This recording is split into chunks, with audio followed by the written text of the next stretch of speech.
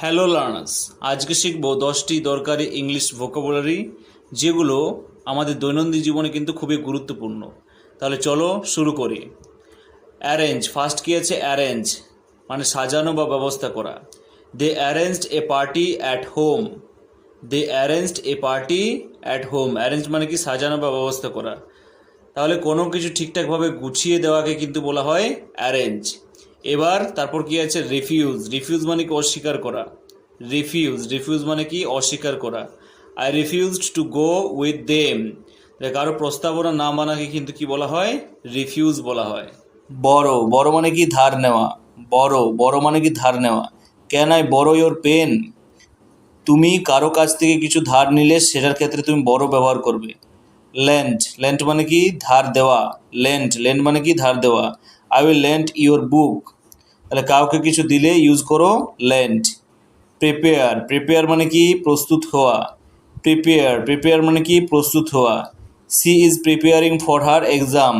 তাহলে কোনো কিছুর জন্য যদি তুমি নিজেকে প্রস্তুত করো বা তৈরি করো তাকেই বলা হয় প্রিপেয়ার।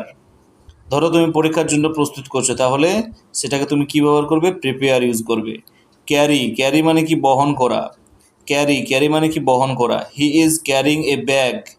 তাহলে কাঁধে বা হাতে নিয়ে কোনো কিছু জিনিসকে নিয়ে যাওয়াটাকে বলা হয় ক্যারি মানে কি বহন করা। He is carrying a bag. তাহলে কাঁধে বা হাতে যদি কোনো কিছু তুমি নিয়ে যাও তাহলে তাকে বলা হবে ক্যারি। অ্যাগ্রি মানে কি একমত হওয়া। অ্যাগ্রি মানে কি একমত হওয়া। I agree with your idea. যখন আমরা কোনো কথার সাথে বা কারোর যে সিদ্ধান্ত আছে সেটার সাথে আমরা যদি একমত হই তখন তুমি কি বলো? হ্যাঁ বলো। তখন আমরা কি ব্যবহার করব? অ্যাগ্রি। যখন কারো কথায় তুমি হ্যাঁ বলো তখন সেটাকে কি ব্যবহার করব? অ্যাগ্রি ব্যবহার করব। কমপ্লেন মানে কি অভিযোগ করা। কমপ্লেন মানে কি অভিযোগ করা। দে কমপ্লেন্ট অ্যাবাউট দ্য ফুড। তাহলে কিছু খারাপ লাগলে, যদি তোমার কিছু খারাপ লাগে তাহলে তুমি কমপ্লেন করো। আমরা বলি না কমপ্লেন করি। তাহলে যদি কিছু খারাপ লাগে তাহলে আমরা ইউজ করব কি? কমপ্লেন। ইমপ্রুভ মানে কি উন্নতি করা। I want to improve my English.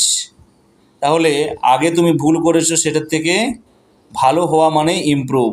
তাহলে আগে ভুল করেছো পরে কিন্তু সেটার ভালো হচ্ছে, তার মানে ইমপ্রুভ। রিসিভ মানে কি গ্রহণ করা। রিসিভ মানে কি গ্রহণ করা।